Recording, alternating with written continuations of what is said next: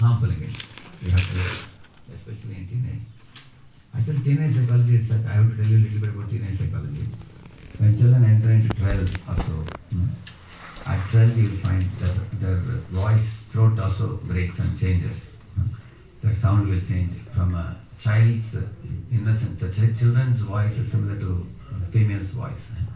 But when they become 12, you will see that the voice becomes a little male, masculine and strong. At the time you can understand they are developing maturity now. So in that stage you will see they will not like to be told, do this, don't do this. They don't like it at all. Completely, they don't like it. They feel that whatever my parents have to tell me, they already told me all these years. Now they should respect my individuality. That's one thing. And they also feel that this is a time for me to venture into the world. They want to figure out what the world is. They want to figure out what is opposite sex. They want to figure out, what all they can achieve. They feel that I am very strong and I can do, and I don't need anyone to keep a watch over me. They want freedom, newfound freedom. Like if you release a calf, it will jump up and down like anything, run all over the ground because it wants to tell everybody I am free now. You've seen a calf like that? Huh? Similarly, the people when they come to 12, my parents are till now keeping me like this. Now I have got freedom now. They want to prove that I am free now. They want to tell their friends that I am not under my parents. But parents should not get shocked and they should not try to overly control them. What did you say? You are not under me? We don't have to do that. Of course, in America, needless to say, you all know this already well. So, therefore, instead of allow them for their adventures, allow them the freedom, let them venture into the world, learn some lessons. Some people learn by hearing. Some people learn by watching others suffering. Some people learn by experiencing. Some people even after experiencing don't learn at all. You will find like that. So when you become 12, 13, 14, as the age goes. In case between 5 to 12, you were overly suppressive, then that will develop animosity in the children beyond 12 or 13. They will think that till now I was controlled, now I will take revenge now. They will be revengeful like that. Therefore, 5 to 12 also, you have to watch, which means it seems that in parenting we ourselves have to train ourselves a lot to be able to fruitfully engage the children nicely. So parents have to become good devotees, mature devotees, and cultivate qualities like humility, tolerance, patience, compassion, respect, not anticipating respect, being a detached observer, and willing to listen well, and let them make the children speak, and give choice to the children, value their uniqueness and individuality. These are all qualities even we have to learn. As to the degree you can be a good parent, you also influence your children in a good way also. So, and when they go to, as I told you, teenage, they have plenty of engagement. Nowadays, many children are happy taking up many engagements. Some of them even go for swimming. Some of them go for playing outdoor games, which is very good. So, let them have activity morning, evening. Only make sure they are not getting into any harmful habits like drugs or smoke or drinks and things like that. Here comes a very important point. After 12, they have parents association. And after 12, they have peer association. So it's a duty of the parents to find out suitable peers with whom they can associate. You can actually design it. How do you design it?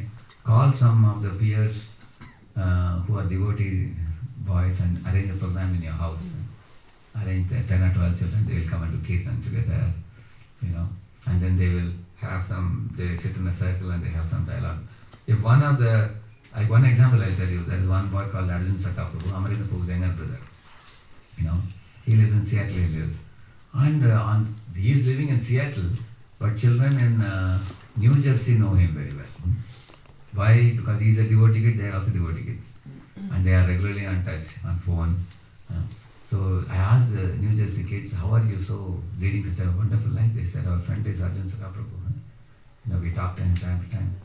He is also a devotee kid, we are devotee kids. They connect like that. Even in our temple, when parents bring their small children, children want to meet with children. Parents, a man wants to meet other men. If you are a businessman, you want to meet other businessmen. A lady will want to meet the other ladies. So therefore, they need nice examples. They need shining examples. So You find out, Amarendra Prabhu is another wonderful example. Many devotee kids are inspired by his example also. Like that we can, in your own community, can find out if you have a neighbor community. Peer association you can offer them after they come to 12, 13. Through that they will grow very nicely in good peer association. Once they go to college, 17 or 18, then they are out of your control. But it doesn't mean you are completely out of your control. You can, when they come home or when you go to college and meet them, they have to be convinced that you are their well-wisher. You are concerned about them, you are their well-wisher, you are mature, you don't force them, you suggest them. So till 12, you can actually instruct them. After 12, you suggest them, give suggestions to them. You give ideas to them, suggestions to them. Ask them what do they feel. What do they feel about this? Is it a good idea? That kind of thing we can do. Yeah. And also I have observed many times that parents are serious practitioners of Krishna consciousness in whom they keep a very good devotional life. Like Prabhupada's father, if you see, morning he would ring the bell and he'll be doing the arti for the Lord. And Prabhupada was Abhay and his sister Bhavatarani, they would get up, seeing the father ringing the bell, they would immediately go and take a bath and come and join the arti. Now, most of the things are caught than taught, especially from the age of 1 to 12. They observe and learn. Teenage, they may not observe and learn also, but 1 to 12, most things are caught than taught. Children don't follow what you tell them. They observe you and they follow. Therefore, we have to walk our talk. So now, I will tell you some scriptural examples. Rishabhadev was an ideal father. If you go to the 5th canto of Bhagavatam, he taught his 100 sons. He made them sit and he gave first class instructions to them and they all heard it very well because he was an exemplary father. Similarly, Suniti was an exemplary mother. You all know what Suniti told Dhruva when Dhruva was insulted. I will tell you this background of the story very quickly. There was one king called Uttanapad. He had 2 queens, Suniti, Suruchi. Niti means moral, Ruchi means taste or beauty. So Suniti was not beautiful, but she was a very moral wife. And Suruchi, she was very good looking, but she was very harsh of speech. Like that. That is Suruchi. So Suruchi had one son named Uttam, and Suniti had one son named Dhruva. So one day both these boys wanted to sit on the lap of their father. But the Suruchi, harsh-spoken queen, she wanted her son to sit, but not the other queen's son. She told the boy, you didn't take birth from my womb. Get lost from here. If you want to be born, you die and then you take birth in my womb again. Like that she said. Very harshly she spoke. So Dhruva, the boy, his body was trembling and lips were quivering and eyes were bloodshot. He was very, very upset. He cried and ran to his mother. So his mother saw the boy is broken down, shattered because of insult by the stepmother. She picked up the child on her lap and said, my dear child, first thing she taught him, do not harbor any malice for your stepmother. Because anybody who harbors malice in their hearts, their heart starts thinking. Just like in my school days, our madam told, all of you tomorrow bring as many tomatoes as you hate the people in this world. So somebody brought 2, somebody brought 4 or 5, somebody brought 20 also. That means 20 people he is hating. So they all brought in a back packet. She said, you should keep it in your backpack and I will tell you when you should give me. So she didn't take it from us for 2 days, 3 days, 4 days, and after 4 days started rotting. The children asked, Madam, can we give them? She said, not yet, she said. 1 week passed and those who had more mosquito, more of the tomatoes with them, the weight was also more and the smell was also, nasty smell was more. Madam, we are getting fed up with it, please take it. And after 10 days, she said, okay, come today I will teach you all a lesson, she said. She said, that means the more hatred you carry for people in your heart, that much your heart stinks. Your heart feels burden also and it stings also. Therefore, you should not keep hatred in your heart.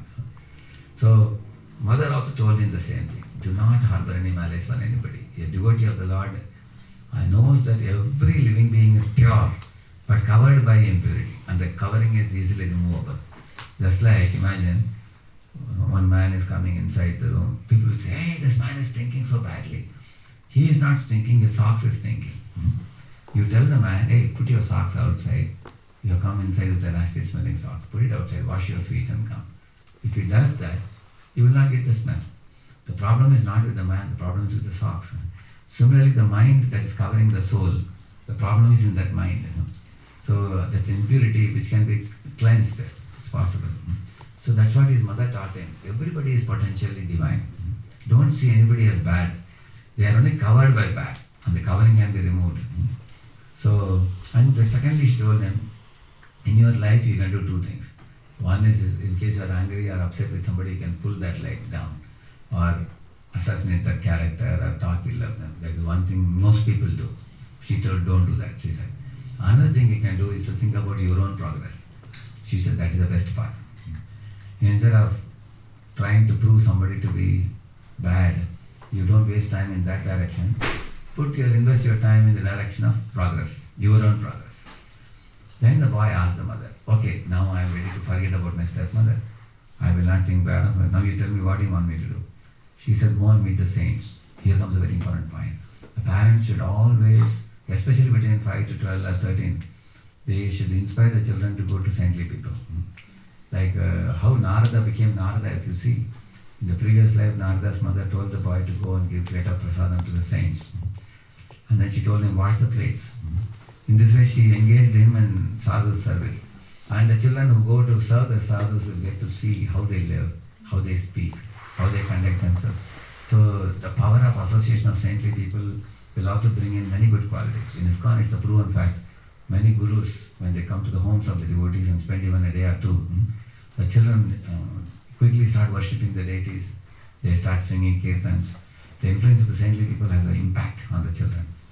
Now the sadhu doesn't necessarily mean only Maharajas or sannyasis or saffron devotees.